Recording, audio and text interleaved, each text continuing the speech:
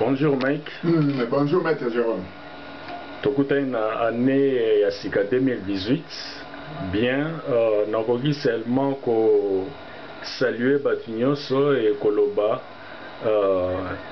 oyo ezala meilleure année pas na sens ya bonne année nde tomesana traditionnellement traverser à n'importe quelle ya année nouvelle, mais seulement ezala année moko meilleure na sens que Congo ezala libéré na 2018 oyo ezali année moko très significative na sens wana puisque na yebi déjà que les 31 na niveau ya Congo bafetaki bapasaki bafeti oyo traversé ya nino avec malheur tout ce qui a eu na ndenge ya deuil avec tout ce qui s'est passé na niveau ya église catholique na Kinshasa ezalaki en deuil. Alors il n'y a même pas moyen de loba bonne année, mais sauf que c'est la meilleure année na ndenge ya libération ya Congo.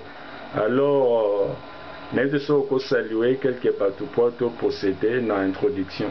Ok, merci Maître Jérôme. Nous avons pris la parole. Nous avons d'abord nous avons permettre à l'année 2018 à prêter biso souffle de vie, à protéger biso pour que l'année accomplissement. Nous surtout dans l'objectif vision à Tchakati pour la libération à Mabélé à Congo. Puis en 2018, le Congo on a libéré. Nous souhaité la meilleure vie toujours dans l'esprit de Ingetan, dans les résistants patriotes en Europe. Mingi dans le Konanga Papi Bola, dans le vraiment Monayo, à Pamborayo.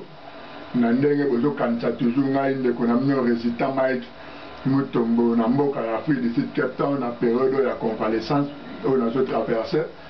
Dans le Mbote, vraiment dans le Konanga Ilan Ngomba, dans la France, les résistants patriotes, toujours dans le Ngomba à Pareko.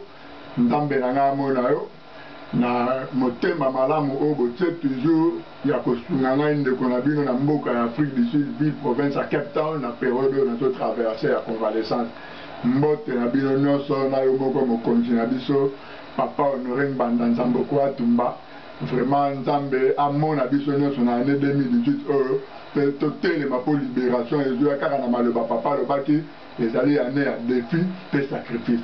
Merci. Merci, sans plus tarder, Naokiko Kende, Naoyoloba, modus ponendo ponens, s'agissant, il y a 7 points au papa Honoré à développer, c'est-à-dire modus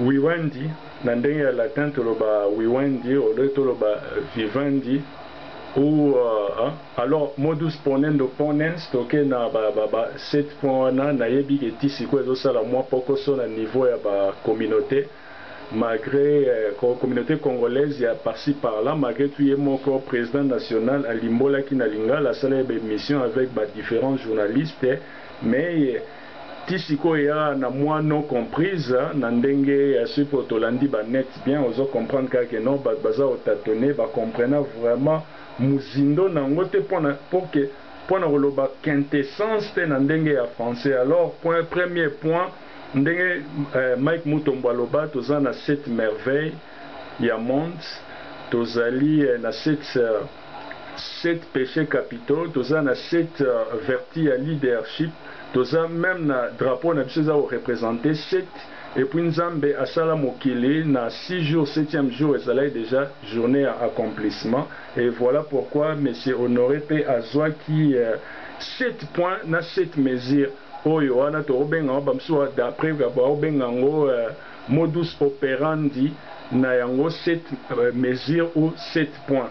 Alors ndenge zana na premier point tozali na suspension des activités, c'est-à-dire to suspendre l'activité nyonso et à partir déjà les 31 et lelo minute osa la émission tozali lelo les 5, ce qui fait que minute yo papa Honoré abimi lo la génie mais ba comprendre message wana te et na premier point l'obay suspension à l'activité à partir de le 31 décembre mais lelo toza les 5 tomoni mutu mote a démissionné à niveau ya ba opposant et à na niveau il y a batu nyonso baza na ba poste mo stratégique na Congo pour que MMA paralysie na ndenge ya fonctionnement ya ba institution oyo ya occupation ezalé alors bah comprenant qui sagesse n'a été, ben, les gens ont réagi dans subliminal et alors suspension il y a condition d'activité nyoso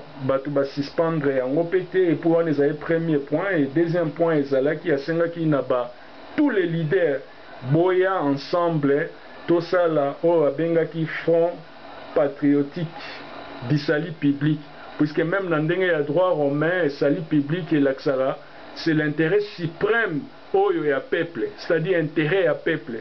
Et le front patriotique ne peut faire front patriotique et ça mutu oyo azali n'esprit il y a nationalisme ou bien azana esprit ya patriotisme, c'est ça.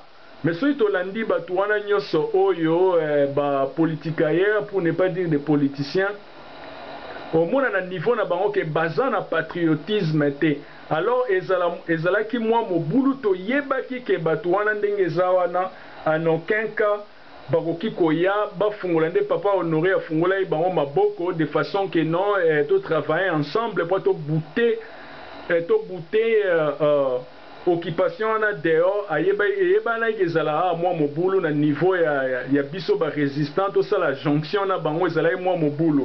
Alors yango moni que Front Populaire wana nyoso objectif ya Front Populaire wana to sangisa de façon que to kende na niveau ya soulèvement populaire mais ba comprendre ki yango te. Et puis troisième point aya okende na retrait ya ba opposant et soi-disant ba opposant ba longwa na ba institution ba bima à partir déjà à date il y a le 31 des années qui déjà au-delà, c'est-à-dire à minuit et comme 2018 bazala lisusu te ba démissionner. Est-ce que yo na niveau na yo Mike Mutombo si bien nazo expliqué, est-ce que moni Martin Fayulu a démissionné, est-ce que moni Félix a démissionné que à l'ongwe na parlement si bien que alia kaba salaire pour ne pas dire les émoluments nandenge en termes à droite ou bien les émoluments ba salaire o ba balia kawana. Est-ce que ça continue toujours ko zoyango ko lia yango, est-ce que moni a démissionné te stratégie au président alobaki président national à Pareko ezalaki que soki ba bimi kuna et ko fragiliser ba institution wana nandenge pe à l'époque wana paix à son âme à Papa Tshisekedi à l'OFSR ba membre ya IDPS ba bima na parlement pour que opposition ezala kuna te mais ba boyaka puisqu'ils ne sont pas vraiment des patriotes. Alors yo mona ki ba marka ki résistance ba boyaki misuku ba dépenser ki mbongo na bango et alors quatrième point ezala qui est déclenchement il y a désobéissance civile. Désobéissance civile, la fois passée, tu expliquais qu'il y a même à ce qui concerne la même théorie à professeur Philippe Zimberdo, où il y a désobéissance intelligente. C'est-à-dire quoi? Ils ont un point moussou. D'abord, ils ont désobéir intelligemment, que non, ils ont reconnaître le pouvoir, puisqu'il y a un pouvoir où ils ont établi na binoté. Et ils ont maltraité bino, ils ont exterminé bino, ils ont pillé mboka. Baza kosala ba acte o ya vandalisme ba acte ya sabotage na niveau moko ya kosakana te ba komisi bino lokola biloko oleba construire bino lokola batu.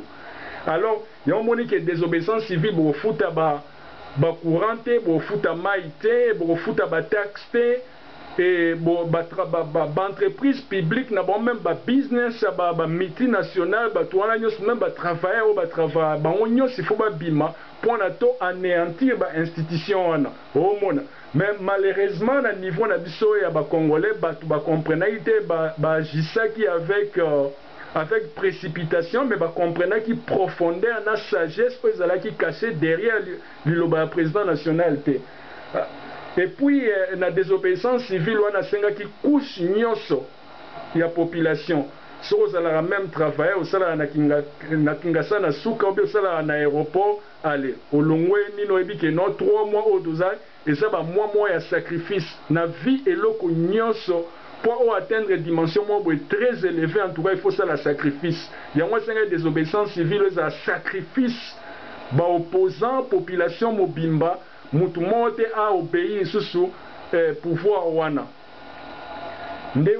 Alors, cinquième point, qui appelle na ba militaire, à ne pas oublier ba militaire ba prêter serment pour la protection à la pays.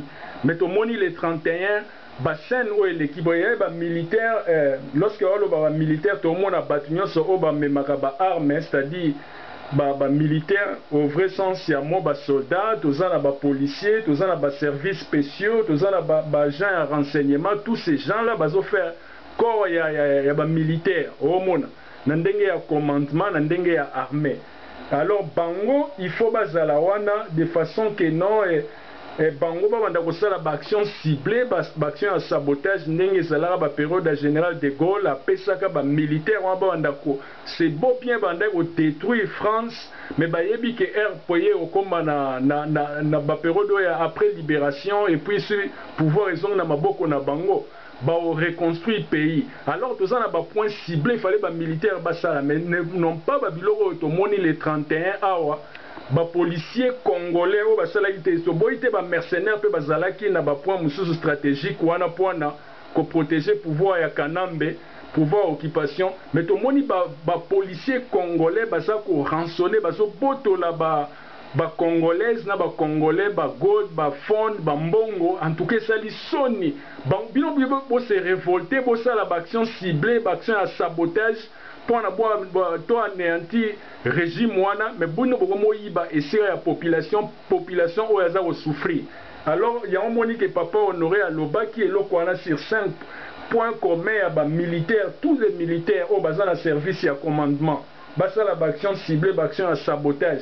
Boke wana boko ici la voix du Congo boyebi ke ndeza boye bauzana difficulté à opérer information boke boko ici aéroport o eza ko réunir point ya nino stratégique même ya communauté internationale boko ici yango boko ici Pichingobila boko ici ataba martyr wana boko ici palais du peuple au monde ba action ba acte ba sabotage. C'est ce que papa Honoré Aloba mais ba comprendre guité.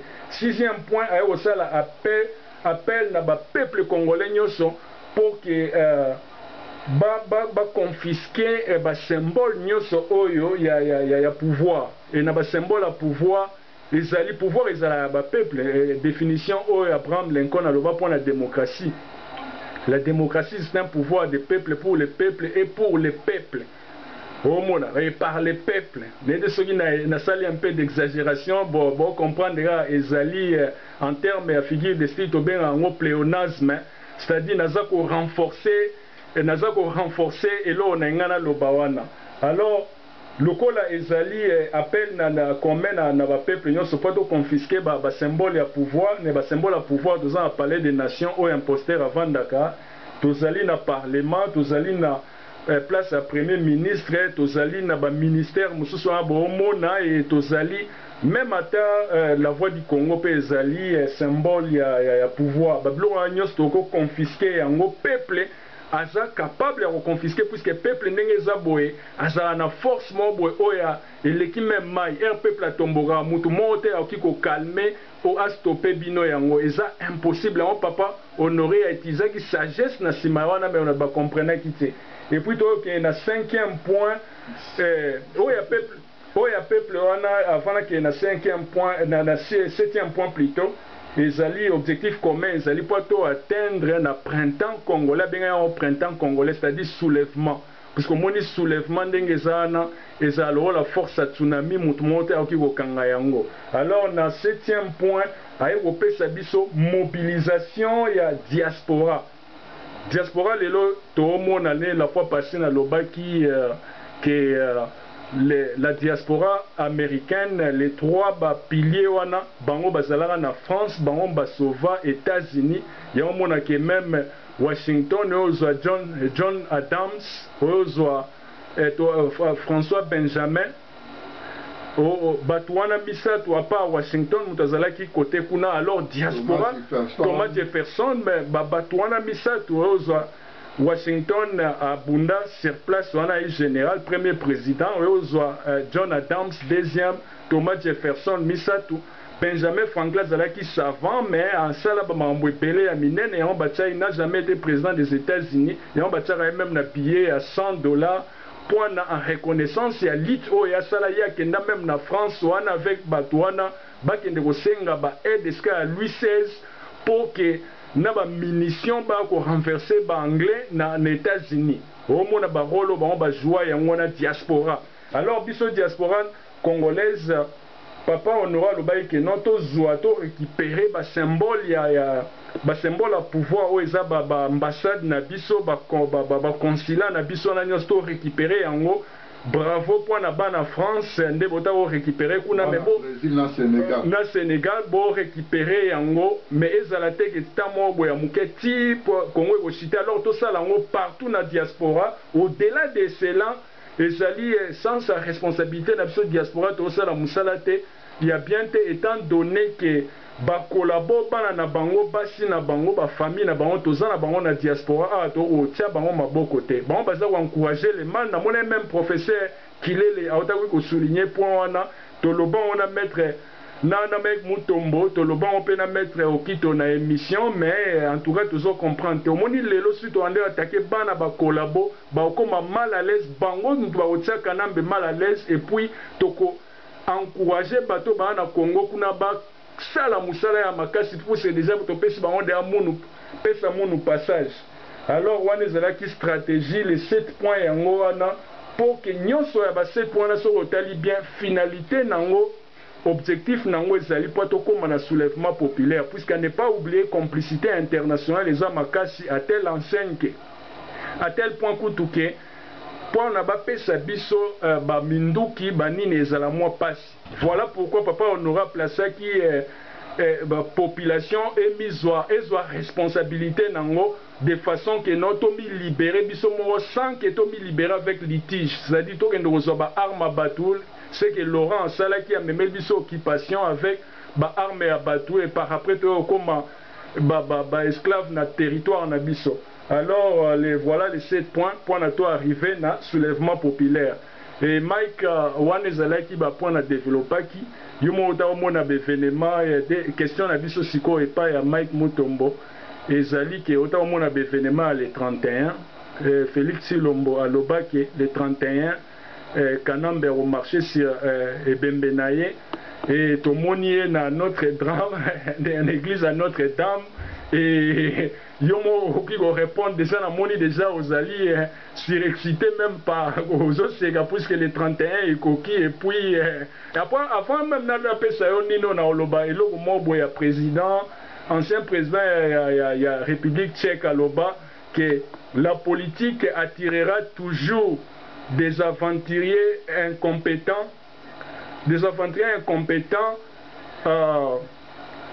des ambitieux et des escrocs. Au moins, le président, ni ancien président, le bandé, on a bien la conclusion. Alors, Moutunayo, Félix, Jean-Marc Aboun, il n'est pas le bail à démissionner en tant que président. Il y a un secrétaire général, il y a IDPS, il y a habité, et puis, on a la parole, Mike. Ah, vraiment. Mam, tout le monde a Congo, maître Jérôme, merci, mais il y a une parole. Vraiment, le peuple monde va faire sa confiance dans la anti-valeur, moi, la politique, ça même pas politique, même pas politique, ça même pas politicien, mais au moins, le groupe va congolais, moi, anti-valeur, au niveau diaspora en Europe, ça n'a pas de temps, rien, va faire un peu, combo, va baigner ranger, va baigner, que non, il y a danger, il y a musique, on a une vidéo précédente.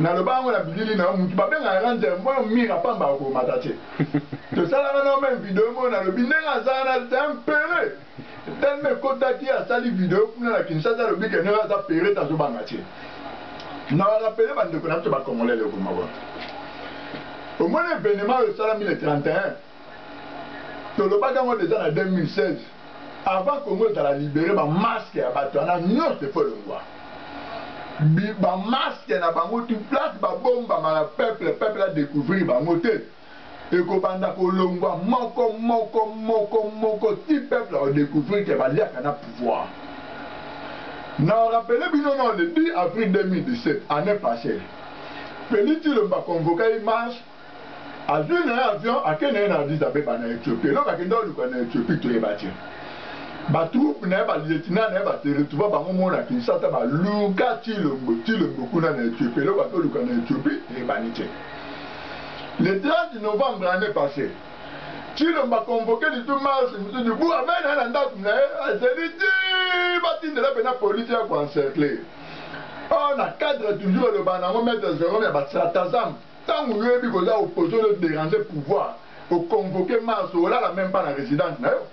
Au la même na siège na bino na IDP na ba combattant au la na ba point mot stratégie au bi kata pouvoir ba tindi ba élément ba encercler nda kuno ba mo na oti au style prendre ba la pour le ba mono na Mars pour ça l'événement à cause la population ba tout ba bima ti le mot absent ayo ça ba discours na ça na ba journaliste na ba ma pam ba na habité te ba dans la qualification ni journalistique ni ba na Congo et les gars en demande.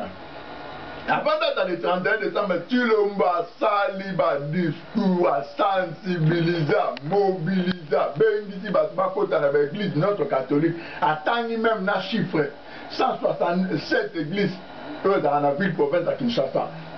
Tout ça, en surprise, au lieu de beaucoup de se retrouver dans le territoire où à cause de le plan stratégique, à se sentir vraiment en sécurité. Pour la troupe, il fallait que ça Saint-Joseph, l'église de Bélé dans la limite. Si le Mbouaké se retrouver dans la fièvre, comment il a fait perdre Gombe, comment il a fait fièvre, il y a occupant. À qui on se retrouver dans Notre-Dame, il y a Gombe.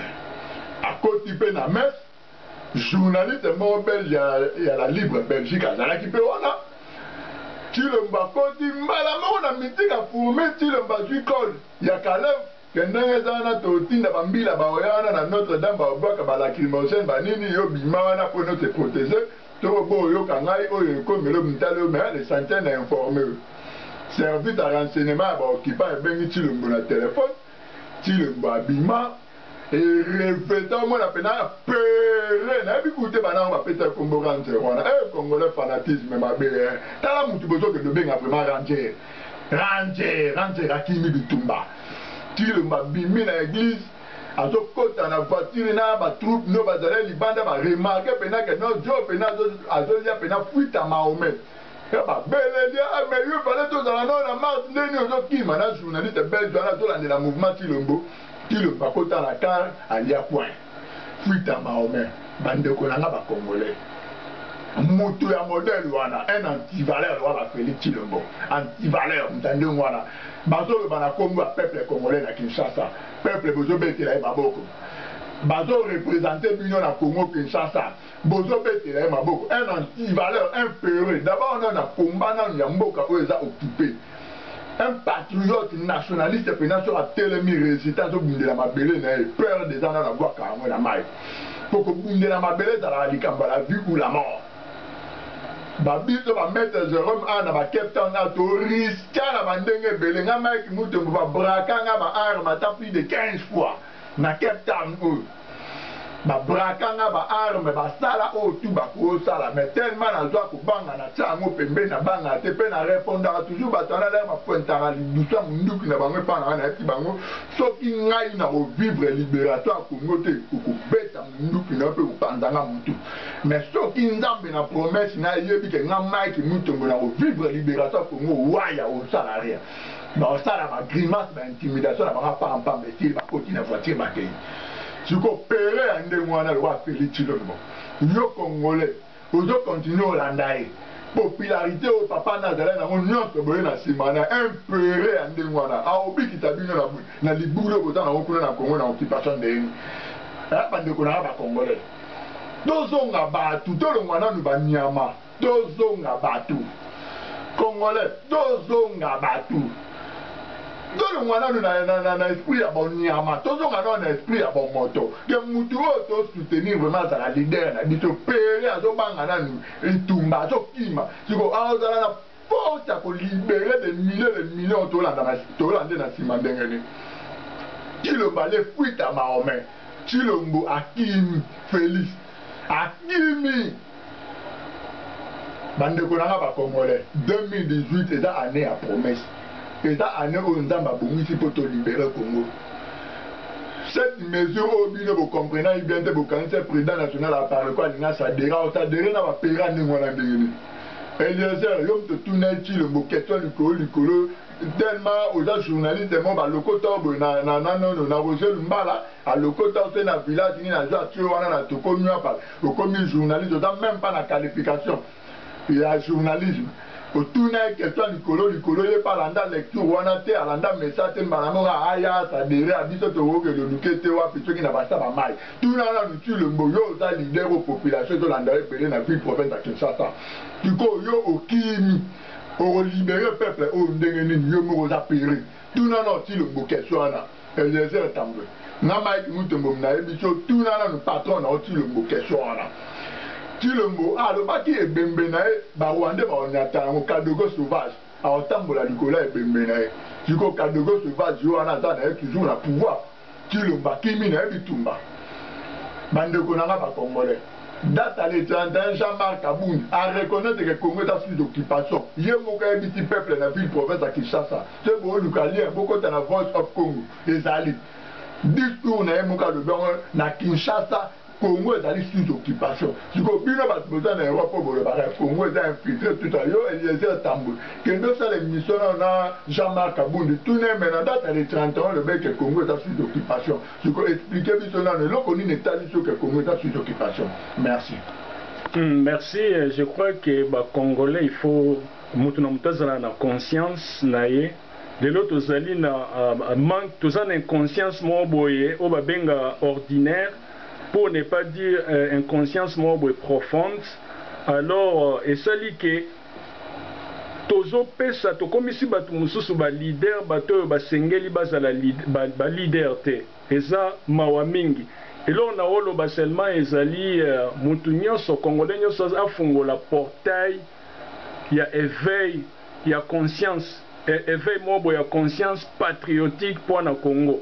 Moni soyo to fungoli éveil ya conscience mutu nyonso azala na part na ye lelo ndenge ezali boye tozali besclave na propre territoire na biso étant donné que tozana kobanga eloko pe o tozoluka toyebi te alors yango ezosala ke non na propre territoire na biso ba Rwandais ba marginaliser biso ndenge baza ko marginaliser wana et puis ba politique ailleurs ba wanda kokende toujours na système ya ba joueur ba géo ya ba Rwandais.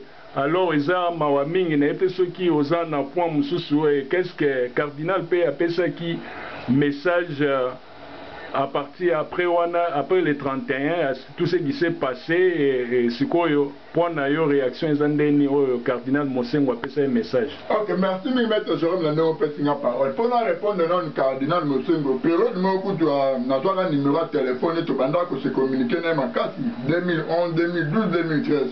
Mais à un moment donné, j'ai compris que le cardinal a dépendant na Vatican. Donc, nous, on a le Bana Kinshasa, on est dans le langage pour plaire à la population, mais il faut apporter solution, vraiment dans une vraie crise, une situation où nous avons traversé les lots. Avant de répondre, nous avons discours au cardinal Salaki, nous avons date le 3, analyse personnelle à Salaki, avant de répondre, nous avons le Bana et le Congo sur le plan spirituel. Les Congolais, il faut comprendre que ça, après, le Congo a envahi d'abord spirituellement. Le Congo a occupé spirituellement. Et il y a un effet qui se manifeste physiquement. Non, on a un peuple qui dit que le peuple congolais. En tout cas, on a évité de excuser comment. Et dans la carte à Congo, dans la Libanda Congo, au moins, on a voisin qui est dans les États-Unis, ça fait 10 ans, on comprend les carrés. Bien qu'à fréquenter les Américains, à les Américains, à côtoyer, à fréquenter les nations, les Mexicains, à chanter, tout ça, mais au moins on comprend que rien. À ta proche, à bateau, à veiller, bateau, à l'esprit, Kemba, état d'esprit, mon venez, Cuba, mais au moins on comprend que rien. C'est par là que le peuple congolais qui dit que le peuple est bon, on est date, il y a le 1er janvier 2018, lundi à semaine. En un moment, vous comprenez que c'est très significatif. Et bandit, nous, le 1er janvier, bandit, le premier jour de la semaine. Donc lundi, c'est dans le premier jour de la semaine, le lundi, il y a commencement de l'année 2018 au côté. C'est très significatif. Na prier na heure ya 2h du matin le wa biso ba chrétien pena o to lingato dans ba chrétien moko ya mpifo ba chrétien kaka ya ba chrétien de mais chrétien moko aza na pouvoir aza na puissance spirituelle ba heure minute de prière ya wana 2h du matin ba heure mo stratégique na monde spirituel na kota ki pena na mozindo na prier maître Jérôme na prière na tangaki verset moko dans la Bible na tangaki Jérémie 33:3 na lobi nzambe yo moko lobi na makomi na ete soki to invoquer yo oko répondre pe oko talisa biso les choses cachées au tozo mona te na miso na biso physique. Donc on a tangi verset wana na koti na mozindo na prière de 2h du matin ti 4h. Na salonzo na mbeto na lali na yo komona image mo ndamba la tingai papa Honoré Mbanda Ndamboko atumba mais na forme ya nyama oto bengi léopard. Papa Honoré alati armure na nzoto ba armure je crois bo comprendre ndete mona na époque ya kala ba armure la zo bunda ba nino ba anda kolata métallique pour protéger ba flèche ba nini ya mwana na bengi armure. Papa Honoré l'attaque à moi, Simbiliko, na balade pour la protection. Azobunda na nyoka mora munene lokola anaconda mais nyoka mwa za na mutu moko ta za na mutu 10. Nyoka wana oza na mutu 10. Na chaque mutu ya ba serpent na ba te ba drapeau. Na monaki drapeau ya Espagne, na moni drapeau ya France, na moni drapeau ya Belgique, na moni drapeau ya Angleterre, na moni drapeau ya Canada, na moni drapeau ya États-Unis, na moni drapeau ya Vatican, na moni drapeau ya Rwanda, ya Uganda na Afrique du Sud. Na mitu ya banyoka wana. Bazobunda na Papa Honoré Mbanda bazobunda. Na yo mona lisusu mutu moko aye na sima Papa Mbanda aye ko appuyer Papa Mbanda ezala nani ndeko na biso Christian Malanga mais na forme ya tigre. Aye mbangu na sima ye na Papa Mbanda bakomi ko bumbisa siko serpent na géant ma mitu 10 bitumba ya makati pende yo tala ma bitumba après kake moko yo ko beta na likolo pa. Donc kake wana beti ba nyoka na bakomo bunda bango na bango. Ba mitu wana komi ko swana bakomi ko bunda ba. Oui mitu ekufi. De mitu etikali. Mitu ni etikali. États-Unis d'Amérique na Vatican. Bolaninga bandeko na ba Congolais na mitu 10. Oui mitu ekufi ba bundi bango na bango ba bundi ba bomani bango na bango. De mitu etikali États-Unis na Vatican. Na zongi siko na mutuna o maître Jérôme atuni ngai concernant cardinal Mosengo. Na moni na ba net ba te belé ba intervenir ba te belé ba lobby tout ça cardinal Mosengo a ko changer eloko moko te na Congo. Cardinal Mosengo a dépendara na Vatican. Oh papa lobby o ya ko sala. Oh to yebi ke Vatican depuis kala ba joua wa rôle moko ya mabe contre la nation belé na mokili. D'ailleurs ceux qui voyaient barater Vatican tabanda soutenir Hitler. Donc Staline a bombardé qui Allemand. Dans la quoi ici puissance ya Hitler. Malandi Allemand qui na kata Germany. Staline a bombardé Vatican. Leader il y a URSS à l'époque. Staline, Joseph Staline a bombardé Vatican. Tu m'as petit ça quand il va aller Angleterre na États-Unis d'Amérique. Tu vas vendre ça va tirer moral. Va convaincre que peu moutina dans la prochaine d'ailleurs Mao pas ya tirer moral. Ndé a se retirer qui na décision à droite wana na panza pour servir ta renseignement à signaler que Vatican demande soutenir Hitler ma casse na Europe wana. Vatican est à siège à Satan. Vatican est à siège à Satan. Makila batula réseau stopama partout na mokili eza gloire ya Satan. Ba guerre au établissement ba sala na mokili ezali makila on ezali gloire réseau kene na Satan. catholique va organiser que événement le 31 ba eba que peuple on a au ba okufa ba dali sacrifice pour ezokende na gloire ya Satan. Et dans le peuple mort te ba obima ba mi sacrifier pour ba bima ba martyr pour la libération à Congo. Ba eba que to obimisa peuple o eloko total eta kem. Et dans mise en scène ya cinéma, mais obima la réalité devant peuple o mais biso on a cette théorie qui est dans mon kem. Pour ne pas oublier, pour nous rappeler le peuple congolais, pourquoi ça a été en 2016, c'est dans la catholique, on a un rassemblement, on a Foranger, on a Kimakina, Notre-Dame de la Gombe, Félix Lobo. Bah, on a fait ça quand même une année, pourquoi ça a été. Bah, tu vas bâtir la canambe une année, on a encore le couteau, on a Saint-Sylvestre, c'est un catholique. Donc, on est catholique, on a un cardinal, nous sommes. Donc, on est cardinal, nous sommes, on est chef de Vatican. Bah, il y a eu ma ambassade qui n'a date à les 31 euros. Bah, ça qui va mise en scène, et bandait le couteau, bon, moi, une vérité dans le cadre que Jean-Marc Kaboundi, bah, le Bakénon, Congo, est sous occupation. Tu vois, membre, tu as eu des fêtes, dans le bah, l'eau qui a mon secrétaire, n'a pas moi, prometté de démissionner sur le canal, bah, le moté n'a date à les 31, c'est vrai, tout ça vraiment sous occupation, la meilleure au président national à parler, quoi, pour n'a aucun va résident, de continuer au bois, qu'on a pas vidéo. Cardinal Mostengo a sa complice. Hier, n'a pas Chilombo, bango tout ba dépendaka, n'a pas lobby wana, auto bengi ba établissement, auto bengi ba multinational, auto payu la benga ba décideur. Merci. Merci. Commis prochainement, toko animé émission Moussoussou, commis prochainement, na saluer Maître Baïgon, grand Maître Baïgon, et puis na saluer Batunyoso Oyo Baza Kosunga, ndekona biso Mike. Vraiment, puisque même dans la loi ya Nzambe, la loi ya compensation divine. Moi, la loi ya compensation divine, et ça, seulement ceux qui sont en amour. Et aux en amour, wana, au mona liboko ya Nzambe, mamnonyo se comme fungwa mapona nini, et zali amour. Et puis chaque fois, même dans la loi ya attraction, et chaque jour, au Nzamba sala, il faut linga batu, au mettre sourire dans maboko ya batu, et puis.